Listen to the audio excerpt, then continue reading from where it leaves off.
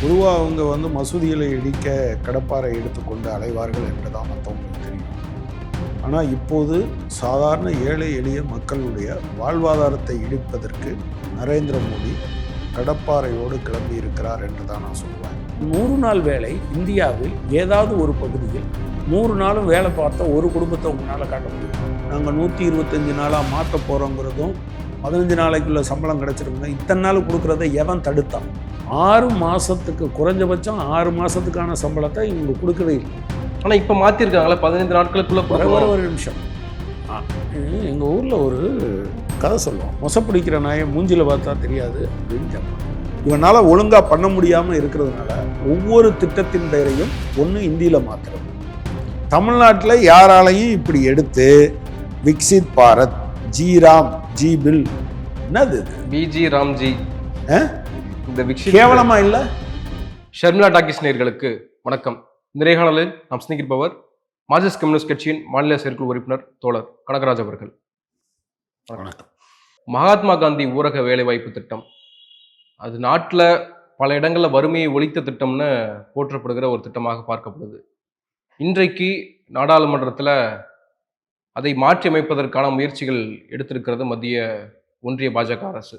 முதலமைச்சர் மு க ஸ்டாலின் அதுக்கு கண்டனம் தெரிவிச்சிருக்காரு. எப்படி 3 ஃபார்முலாஸ், கேஷ் சென்சஸ் எல்லாம் எப்படி பின்வாங்கினீர்களோ அதுபோல் இந்த திட்டத்திலையும் நீங்கள் பின்வாங்க போறீங்கன்னு சொல்லியிருக்காரு.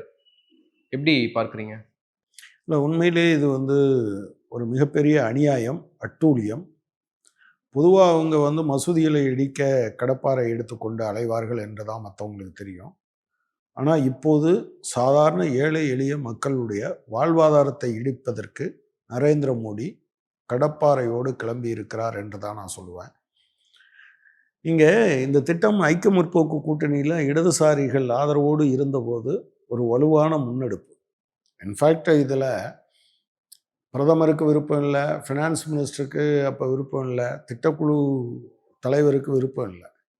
ஆனால் இந்த விஷயங்களை இடதுசாரி ஒருங்கிணைப்பு குழு சோனியா காந்தி அவர்களிடம் இதனால் வரக்கூடிய நன்மைகளை சொன்னபோது அவர் உடனடியாக அவர் தான் இதை அமல்படுத்தலாம் என்று சொன்னார். இது கிராமப்புறத்தில் இருக்கக்கூடிய, அதாவது கிராமப்புற பொருளாதாரம் மாறிக்கிட்டு இருக்கு. கடந்த காலத்தில் எல்லா நாட்களும் கிராமப்புறத்தில் இருக்கவங்களுக்கு வேலை இருந்தது, கூலி வேலை இருந்தது. இப்போது அந்த வேலைகள் கொஞ்சம் கொஞ்சமாக சுருங்க ஆரம்பிக்கும். வேலை வாய்ப்பு என்பதையும் தாண்டி ரூரலில் எக்கனாமிக்கல் டெவலப்மெண்ட், ஆமாம், அது என்ன ஆச்சு அப்படின்னு சொன்னால், நீங்கள் உழுகிறதுக்கு டிராக்டர் வந்தாச்சு, நடுவதற்கு எந்திரம் வந்தாச்சு, அறுவடைக்கு எந்திரம் வந்தாச்சு.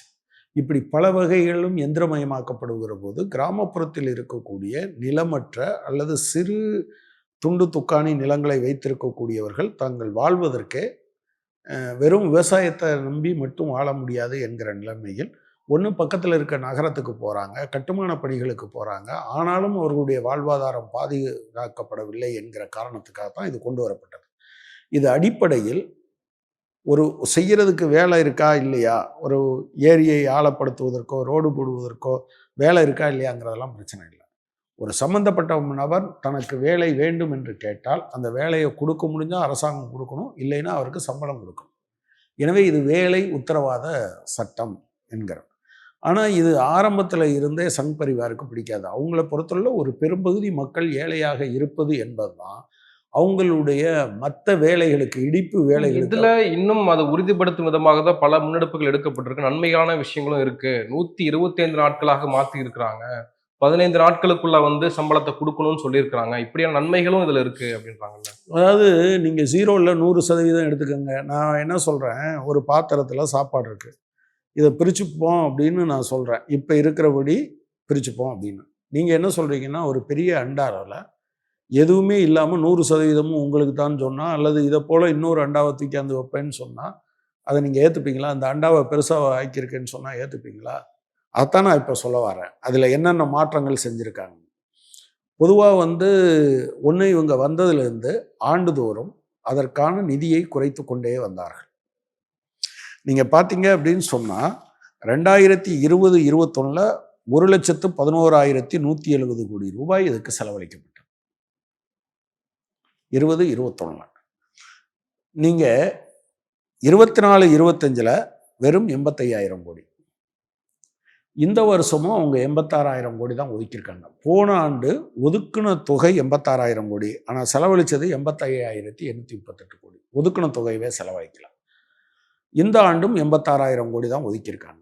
இதுக்கிடையில் நீங்கள் டிஜிட்டல் ஐடென்டிஃபிகேஷன் வேணும், உங்கள் ரேகை அல்லது முகத்தை அந்த சம்பளம் வாங்குறதுக்கு வைக்கணுங்கிற முறையில் சொல்லி ஒரு 27 லட்சம் பேரை ஏற்கனவே அவங்க வேலை இல்லைன்னு அனுப்பி விட்டாங்க. இது ஒரு பகுதி. ஒன்று, ஃபண்டை குறைக்கிறாங்க. 2, அவங்களுடைய ஆட்களை குறைக்கிறாங்க. 3வது, இடையிலே என்ன பண்ணாங்கன்னா, இந்த அதாவது வேலை செய்கிறவங்களுக்கான சம்பளத்தை ஒன்றிய அரசாங்கம் கொடுக்கும். சூப்பர்வைஸ் பண்ணுறது, தளவாடங்கள், அதுக்கு ஒரு 10% அளவுக்கு மாநில அரசாங்கம் கொடுக்கும். இதுதான் அந்த திட்டம் ஆரம்பத்தில் இருந்தது. அப்புறம் இவங்க என்ன சொன்னாங்கன்னா, இந்த சூப்பர்வைசர் ஒர்க்கு, தளவாட ஒர்க்கு, இதுக்கெல்லாம் 25% வரை நீங்கள் செலவழிக்கணும்னு சொன்னாங்க. அதையும் மாநில அரசாங்கங்கள் ஏற்றுக்கொண்டது. இப்போ என்ன சொல்கிறாங்க அப்படின்னு சொன்னால், 60% நாங்கள் கொடுப்போம், 40% மாநில அரசாங்கங்கள் ஏற்றுக்கொள்ளும். இந்த 40% இந்த சூப்பர்வைசரி ஒர்க்கு, தளவாடங்களுக்கெல்லாம் சேர்ந்ததா இல்லையா என்று நமக்கு இப்போ தெரியலை. அதை விட ரொம்ப முக்கியமான விஷயமாக நான் பார்க்குறது என்னன்னா, இதில் இருக்கக்கூடிய ஏராளமான கண்டிஷன்ஸ். நீங்கள் கேட்டீங்க பார்த்தீங்களா, 125 நாள்.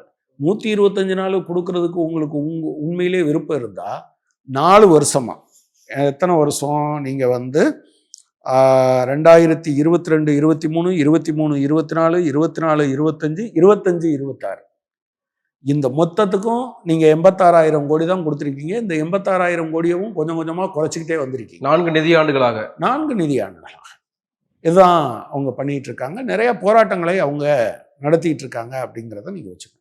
அப்படின்னா முதல்ல ஏன் இருக்கிறவனுக்கு அந்த 100 நாள் வேலை இந்தியாவில் ஏதாவது ஒரு பகுதியில் 100 நாளும் வேலை பார்த்த ஒரு குடும்பத்தை உங்களால் காட்ட முடியுமா? சராசரியாக 30-35 நாளைக்கு மேலே வரல. சில இடங்களில் 14-15 நாட்கள் தான் இருக்குது. இந்த பணத்தையும் கூட மாநில அரசாங்கங்களுக்கு கொடுக்கறதில்ல. நீங்கள் கடந்த ஜனவரி 13ஆம் தேதி, இந்த ஆண்டு ஜனவரி 13ஆம் தேதி முதலமைச்சர் ஒரு கடிதம் எழுதுகிறார் நரேந்திர மோடிக்கு. நீங்கள் வந்து எங்களுக்கு தர வேண்டிய 1056 கோடி ரூபாய் 100 நாள் வேலைக்கு பாக்கி இருக்குது, அதை உடனடியாக கொடுங்க அப்படின்னு. அவங்க கொடுக்கல. மே மாதம் ஆரம்பத்தில் என்ன கொடுத்தாங்க அப்படின்னு சொன்னால் 2,999 கோடி ரூபாயை கொடுத்தாங்க. அது எப்போ இருந்து வேலை பார்த்ததுக்குன்னா, நவம்பர், டிசம்பர், ஜனவரி, பிப்ரவரி, மார்ச், ஏப்ரல் 6 மாதத்துக்கு, குறைஞ்சபட்சம் 6 மாதத்துக்கான சம்பளத்தை இவங்க கொடுக்கவே இல்லை. ஆனால் இப்போ மாற்றிருக்காங்களே 15 நாட்களுக்குள்ளே. ஒரு நிமிஷம், எங்கள் ஊரில் ஒரு கதை சொல்லுவோம், மொசப்பிடிக்கிற நாயை மூஞ்சில் பார்த்தா தெரியாது அப்படின்னு கேட்பாங்க. நீங்கள் உங்களுடைய விருப்பம், நீங்கள் அதிகமாக உயர்த்த மாட்டீங்க, டிஜிட்டல் இது ஸ்மார்ட் ஃபோன் இல்லாதவன் வேலைக்கு வர முடியாதுன்னு சொல்லுவீங்க, அப்புறம் வந்து ஃபண்டை குறைச்சிக்கிட்டே வருவீங்க, அப்புறம் வந்து 25% என்று அதை உயர்த்துவீங்க. இவ்வளோ பண்ணிவிட்டு இப்போ நாங்கள் அதிகம் 15 நாளைக்குள்ளே கொடுப்பேன்னா என்ன அர்த்தம்னா, 15 நாளைக்கு என்ன கொடுக்குறதுன்னு முடிவு எடுத்திருக்காங்களோ அதைத்தான் கொடுப்பாங்கன்னு அர்த்தம். இதர கண்டிஷன்ஸை நீங்கள் பாருங்கள். இப்போ என்னன்னா, வருடம் முழுவதும் இந்தியா முழுவதும் முதல் ஒவ்வொன்றா வருவோம். இந்தியா முழுவதும் இந்த வேலை திட்டம் அமலில் இருக்குது. இப்போ கிராமப்புறங்களில் இனிமேல் ஒன்றிய அரசாங்கம் நோட்டிஃபை பண்ணுற இடங்களில் மட்டும்தான் இருக்கும். சில கிராமங்கள் விட்டு போகலாம், அவங்க அதை தள்ளி கழிச்சிடுவாங்க. நம்பர் 1. நம்பர் 2, வருடம் 365 நாளும் இப்போது அது நடைமுறையில் இருக்கிறது. எதிர்காலத்தில் அவங்க நோட்டிஃபை பண்ணுற காலத்தில் மட்டும்தான் இருக்கும். நம்பர் 3, இப்போ இருக்கிறதுக்கு நான் வந்து வேலை வேணும், நான் கிராமப்புறத்தில் இருக்கேன், என்கிட்ட அட்டை இருக்குது, எனக்கு வேலை கொடுங்கன்னு கேட்டால் 15 நாளைக்குள்ள நீங்கள் கொடுக்கணும். ஆனால் இனிமேல் என்னன்னா 60 நாள் வரை நீங்கள் என்ன செய்யலாம், வேலை கொடுக்காமல் இருக்கலாம். அதாவது 2 மாதம் கழிச்சு தான், இன்றைக்கி நீங்கள் வேலை கேட்குறீங்கன்னு வச்சுங்க, இந்த 2 மாதம் அவன் பட்டினியான கிடப்பானா, அந்த 15 நாளையே குறைக்கணும், இமிடியேட்டாக கொடுக்கணும்னு சொன்னோம், அதை இல்லைன்னு சொல்லிட்டாங்க. அப்புறம் நிதி ஒதுக்கீட்டில் நீங்கள் வந்து பார்த்தீங்கன்னா, இப்போ 90% என்று இருந்ததை 75% ஆக்கி இப்போ 60% கொண்டு வந்துட்டாங்க. இப்போ வேலைகளை யார் திட்டமிடுவா அப்படின்னு சொன்னால், இப்போ பஞ்சாயத்துக்கள் தான் திட்டமிடும். இனிமே என்ன பண்ணுவாங்கன்னா, அவங்க வந்து நார்மேட்டிவ் அலோகேஷன் அப்படின்னு ஒன்று சொல்லுவாங்க. ஒரு இவ்வளோதான் ஃபண்டு, அதுக்கு தகுந்த மாதிரி தான் ஸ்டேட் கவர்மெண்ட்டும் பஞ்சாயத்தும் திட்டமிட முடியுமே தவிர, எனக்கு 100 நாள் இத்தனை குடும்பம் இருக்குது, இத்தனை அட்டை இருக்குது, இதுக்கு இந்த வேலையெல்லாம் இருக்குன்னு கிராம பஞ்சாயத்துகள் பண்ண முடியாது. அடுத்து என்ன பண்ணுறாங்க அப்படின்னு சொன்னால், இது மாதிரி நிறைய இருக்குன்னு வச்சுக்கோங்களேன். இது இருக்கு. எனவே இவங்களுடைய நோக்கம், நாங்கள் 125 நாளாக மாற்ற போகிறோங்கிறதும், 15 நாளைக்குள்ள சம்பளம் கிடைச்சிருங்க, இத்தனை நாள் கொடுக்குறத எவன் தடுத்தான்? நகர்ப்புறத்துக்கு விஸ்தரிக்க வேண்டும் என்று போராடி கொண்டு இருக்கிறோம். தமிழ்நாடு அதில் சில இதுக்கு எக்ஸ்டெண்ட் பண்ணாங்க. நீங்கள் இருக்கிற இடத்துல என்ன பண்ணீங்க? இடதுசாரிகள் இருந்து திரிபுராவில் பண்ணோம், நீங்கள் என்ன பண்ணீங்க? இது எதையுமே பண்ணலையே. அப்போ எனவே சாதாரண ஏழை எளிய மக்கள், ஒன்று கிராமப்புற மக்களுடைய வருமானம் இந்த காலத்தில் குறைஞ்சிருக்கு, 2 அவர்களுடைய சேமிப்பு குறைஞ்சிருக்கு. சேமிப்பு மிக மிக முக்கியமானது. நீங்கள் 30 கோடி குடும்பம் இருக்குன்னா சராசரியாக ஒரு குடும்பம் 1000 ரூபா ஒரு வருஷத்துக்கு சேமிச்சுன்னா 30,000 கோடி. 10,000 ரூபாயை சேமிக்க முடிஞ்சதுன்னா அது 3 லட்சம் கோடி. இந்த 3 லட்சம் கோடி தான் மார்க்கெட்டுக்கு வரும், சந்தைக்கு வரும், சைக்கிளை வாங்குவாங்க, மிக்சியை வாங்குவாங்க, கிரைண்டரை வாங்குவாங்க, பைக்கை வாங்குவாங்க. இது எல்லாம் உங்கள் பொருளாதாரத்தை ஆக்டிவைஸ் பண்ணும். இப்போ நீங்கள் இந்த மக்களிடம் இருக்கக்கூடிய இந்த விஷயம் மொத்தத்தை, அஃப்கோர்ஸ் 30 கோடியும் இல்லைன்னு வச்சுக்கோங்க, 30 கோடியில் டாட்டாவும் இருக்காரு, பிர்லாவும் இருக்காரு, அதானி அம்பானியும் இருக்காங்க. பட் இதில் சில கோடிகளை நீங்கள் அப்புறம் மிடில் கிளாஸ் இதெல்லாம் கழிச்சிட்டு பார்த்தீங்கன்னா கூட 15 கோடிக்கும் அதிகமான மக்கள் இதுக்குள்ளே இருக்காங்க. அப்போ இவங்களுடைய வாழ்வாதாரத்தை மீட்பதற்கு இந்த காலத்தில் எதுவும் செய்யாமல், இப்போது நான் வந்து உமி கொண்டு வரேன், நீ அரிசி கொண்டு வா, 2 பேரும் ஊதி ஊதி திங்கலான்னு அரசாங்கம் சொல்லுது, ஒன்றிய அரசாங்கம். இதில் இன்னொரு பிரச்சனை இருக்குது. இது நீங்கள் இதை மட்டும் பார்க்காதீங்க, அந்த பேட்டர்ன் என்னன்னு பார்த்தீங்கன்னா உங்களுக்கு தெரியும். ஒன்றிய அரசு இந்த நிதியை ஒதுக்காமல் குறைக்கிறத பல விஷயங்களில் செஞ்சிட்டு இருக்காங்க. 2017க்கு பின்னால், அதாவது மோடி ஜிஎஸ்டியை அமல்படுத்திய பிறகு மாநிலங்களுக்கு வரி விதிக்கும் அதிகாரம் எதுவுமே கிடையாது. ஏற்கனவே இருக்கக்கூடிய சில சில்லறை இதை விட்டு வச்சுருக்காங்க. சொத்து வரி, இந்த கேளிக்கை வரி, இந்த பத்திரப்பதிவு வரி, அதை கூட ஒன் நேஷன் ஒன் ரெஜிஸ்ட்ரேஷன் நாங்கள் கொண்டு போக போகிறோன்னு சொல்லியிருக்காங்க. இந்த மாதிரி வரிகள் மட்டும்தான் வைக்க முடியும். இப்போ சுனாமி மாதிரி வந்தபோது சில மாநிலங்கள் மற்றவங்ககிட்ட வரி விதித்து தன்னுடைய மக்களுக்கே கொடுக்க முடிஞ்சது ஆக்சுவலாக. ஆனால் இனிமே அப்படி ஒரு பேரிடர் வந்தால் கூட, புயல் வந்தாலும் சரி, சுனாமி வந்தாலும் சரி, என்ன செய்ய முடியும்? நீங்கள் ஒன்றிய அரசாங்கம் அனுமதித்தால் தான் வரி கொடுக்க முடியும். ஸோ அந்த வகையில் நிதியை ஒன்றிய அரசாங்கம் பிடிச்சு வச்சுக்கிட்டு இருக்கு. அது ஒரு இதே மாதிரி இதர விஷயங்களுக்கும் அவங்க நிதியை, இப்போ போஸ்ட் மெட்ரிக் ஸ்காலர்ஷிப்னு ஒன்று இருந்தது. 10ஆவதுக்கு பிந்தி அதாவது 11, 12 காலேஜ் படிக்கிற எஸ்சி எஸ்டி பிள்ளைங்களுக்கு, பட்டியல் இனத்தவர், பட்டியல் பழங்குடியினர் பிள்ளைங்களுக்கு பிரிட்டிஷ்காரங்காலத்தில் இருந்தே அந்த ஸ்காலர்ஷிப் இருக்குது, போஸ்ட் மெட்ரிக் ஸ்காலர்ஷிப். அதில் என்னென்னா, அந்த ஸ்காலர்ஷிப்பில் நரேந்திர மோடி ஆட்சிக்கு வந்த 2014 வர்றாரு, 15, 16 நிறுத்திட்டாங்க, 16, 17 நிறுத்திட்டாங்க. மாநிலங்கள் பெரிய சண்டை போட்ட பிறகு என்ன பண்ணாங்கன்னா, ஓகே நான் இனிமேல் 75 தரமாட்டேன், 60 தான் தருவேன்னு அவர் பேசினார். 60 அமல்படுத்துகிறோன்னு சொன்னாங்க.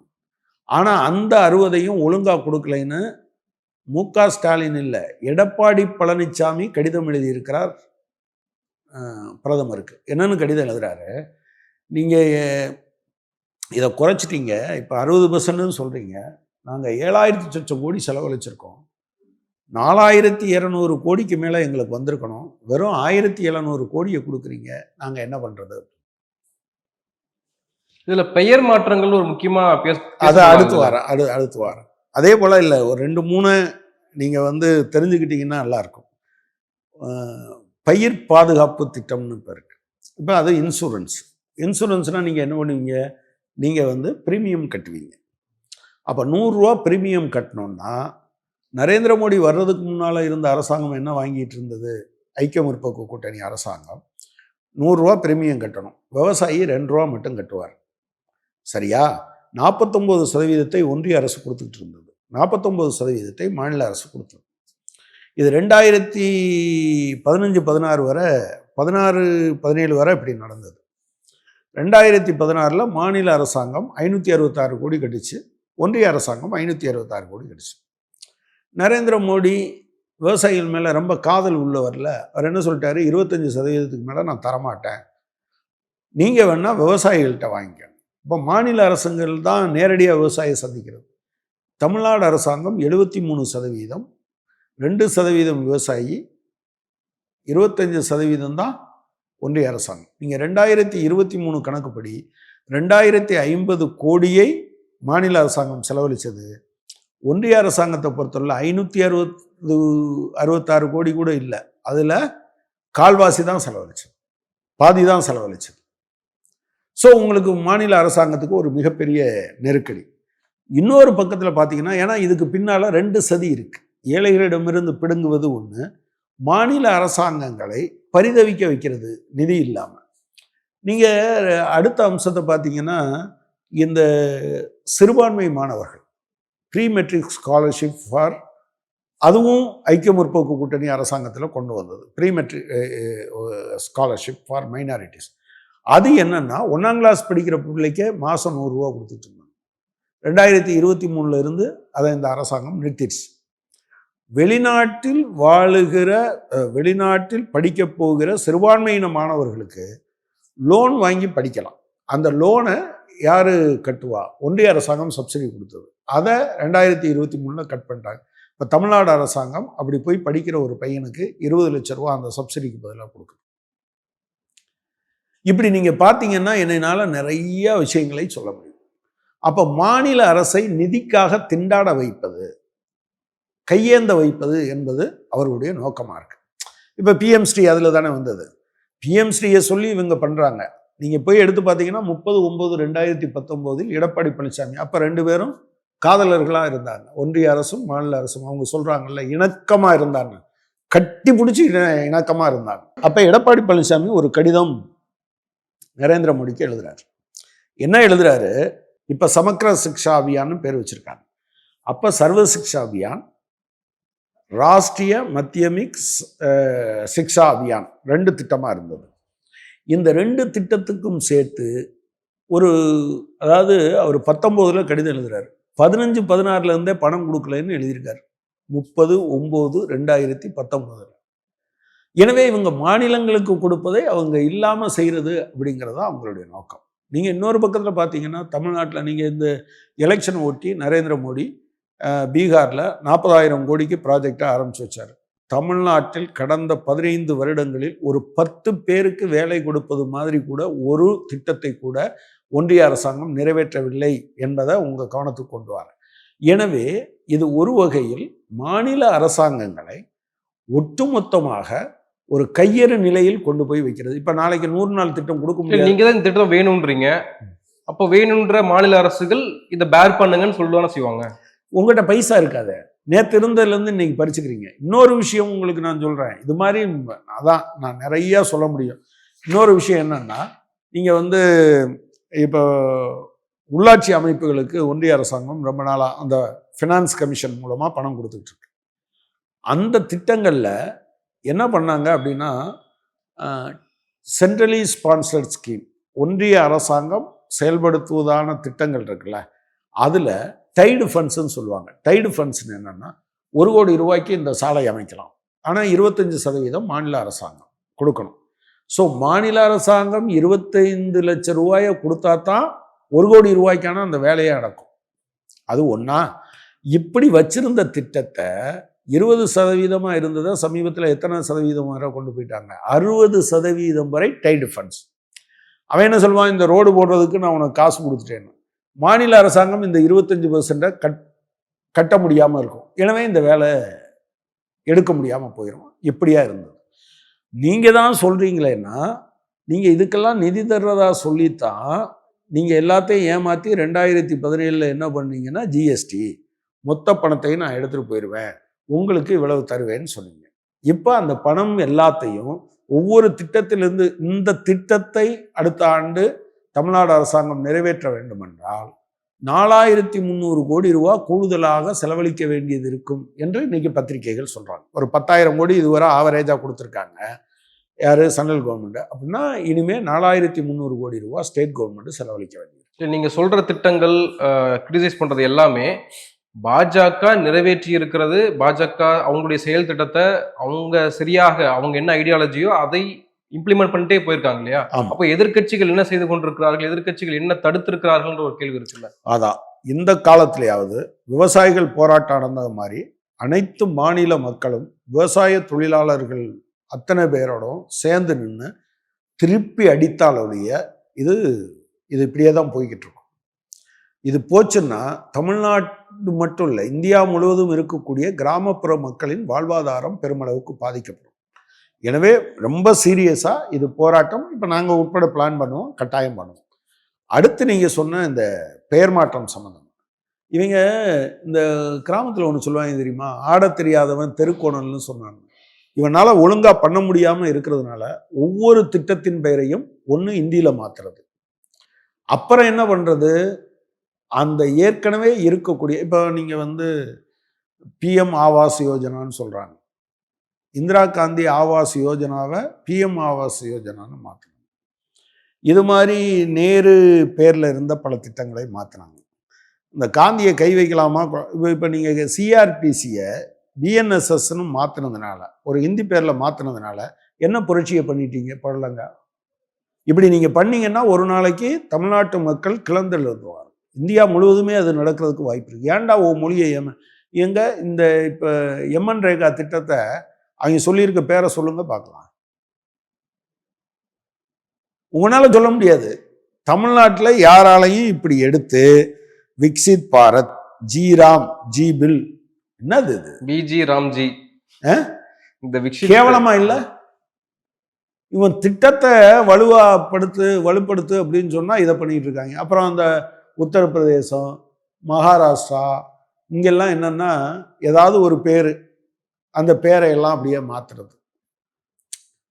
நீங்க வந்து வாரணாசி என்னன்னு மாத்தினாங்க, இந்த பேரை மட்டும் மாற்றுவது.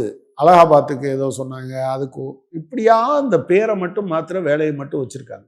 இது ஒரு மக்களை அவர்கள் ஏதோ செய்வது போன்று ஏமாற்றுவதற்கான வேலை. இதுல இன்னொரு திட்டமும் இருக்கு. கிராமப்புற மக்களை வேலை இல்லாமல் இருந்தாங்கன்னா, இப்போ 100 நாள் வேலை கண்டினியூஸாக கிடைக்குதுன்னு வச்சுக்கோங்க. எல்லாரும் வா, அயோத்திக்கு வா, கடப்பாறையோட வா, திருப்பரங்குன்றத்துக்கு கடப்பாறையோட வான்னு சொல்றது மாதிரி திரட்ட முடியாது. ஸோ வேலையற்ற மக்களிடம் வரக்கூடிய அந்த வேலையின்மையை உருவாக்கியதே அவங்க தான். ஆனால் அவங்க என்ன பண்ணுவாங்க அப்படின்னு சொன்னால், இந்த அதிருப்தியை அப்படியே என்ன திருப்புவாங்க, இஸ்லாமியர்கள் பிரச்சனை, கிறிஸ்தவர்கள் பிரச்சனைன்னு திருப்புவாங்க. எனவே இது ஒரு சதி திட்டத்தின் ஒரு அடிப்படையான அம்சம் என்பதை புரிந்து கொள்ள வேண்டும். இதில் நான் சொல்ல விரும்புகிறது, தமிழ்நாட்டு மக்கள் மட்டும் இல்லாமல் இந்தியா முழுவதும் இருக்கக்கூடிய மக்களை, பாதிக்கப்பட்ட மக்களை நீங்கள் இன்னைக்கு போய் 100 நாள் வேலை கிடைக்காதுன்னு சொல்லிட்டீங்கன்னா திரண்டு வந்துடுவாங்க. இதுல முதலமைச்சர் மு க ஸ்டாலின் முக்கியமா ஒரு விஷயத்த சுட்டி காட்டுறாரு. குறிப்பாக வறுமை ஒழிப்புல முன்னோடி மாநிலமாக இருக்கிற தமிழ்நாட்டுக்கு இந்த திட்டத்தால மிக சிறிய அளவுக்கு தான் பயன் கிடைக்க போகுது. இப்போ இப்படி ஒரு திட்டத்தை மாத்தி அமைச்சாங்கன்னா நமக்கு ஃபண்டிங்ஸ் குறைவதற்கான வாய்ப்புகள் இருக்கு அப்படின்னு அவர் சொல்லியிருக்காரு. அது எந்த அளவுக்கு உண்மை? இல்லை, அதுதான் மிகப்பெரிய பாதிப்பை ஏற்படுத்தும். ஒரு சின்ன அளவுக்கு தான் அவங்க தருவாங்க. ஆனால் இதுவரை நீங்கள் வறுமை கோட்டுக்கு மேலே கீழேங்கிறதுக்கு ஒரு சின்ன கோடு தானே இருக்கு, சரியா?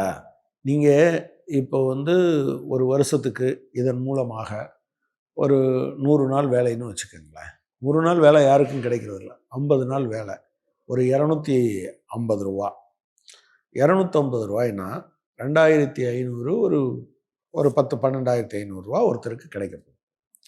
அந்த 12,500 ரூபா கிராமப்புற பொருளாதாரத்துக்கு மிகப்பெரிய தொகை. அது இனிமே இல்லாமல் போயிடும். அது இல்லாமல் போச்சுன்னா, ஒன்று அவங்க நகரத்துக்கு வருவாங்க, நகரத்துக்கு வர்றவங்களுக்கு தண்ணி ஏற்பாடு பண்ணணும், நகரத்துக்கு வர்றவங்களுக்கு வேலை ஏற்பாடு பண்ணணும். இது எல்லாம் சேர்ந்தது கான்சென்ட்ரேட் ஆகும், பொல்யூஷன் அதிகமாகும், உங்களை மிகப்பெரிய நெருக்கடிக்குள் தள்ளுகிற வேலை.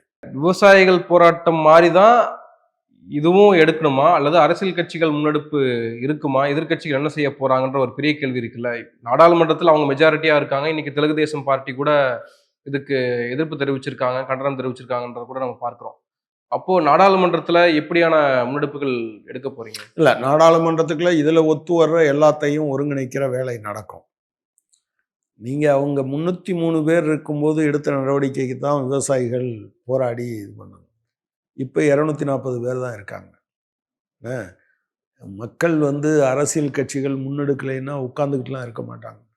விவசாயிகள் போராட்டத்தில் பின்னால் லெஃப்ட் இருந்ததுங்கிறத எல்லாரும் சொல்லிகிட்டு இருந்தாங்க. ஆனால் உண்மையில் அதை தாண்டி பணக்கார விவசாயிகளும் இங்கே வந்தாங்க. நீங்கள் அப்போ பார்த்துருப்பீங்க எப்படி சப்பாத்தி போட்டாங்கன்னா எந்திரத்தை வச்சு போட்டாங்க. பெரிய லாரிகளில் சாத்துக்குடி வச்சுருந்தாங்க. பெரிய டென்ட்டுகளை இது பண்ணாங்க. ஒரு வருடம் போராட்டம் இந்தியாவினுடைய வரலாற்றில் ஒரு மிகப்பெரிய போராட்டமாக, மிக நீண்ட நாட்கள் நடந்த போராட்டமாக அது இருந்தது. எனவே அரசியல் கட்சிகள் அதை செய்வார்கள். கட்டாயமாக இடதுசாரிகள் அதில் எங்களுக்கு கூடுதல் பங்களிப்பு இருக்குது. எங்கள் போராட்டத்தின் காரணமாக நாங்கள் எம்எல்ஏ வேணும், எம்பி வேணும், அது வேணும்லாம் கேட்கல. இந்த திட்டங்களை கொடுங்கன்னு கேட்டோம். அதை கொண்டு வந்தாங்க. போராடி பெற்ற உரிமை இடதுசாரிகள் தங்களுடைய போராட்டத்தால் வந்தது என்கிற முறையில் இன்னும் வீரியத்தோடு அதை முன்னெடுப்போம். நிறைய விஷயங்களை பகிர்ந்திருக்கீங்க. உங்கள் நேரத்துக்கு மிக்க நன்றி.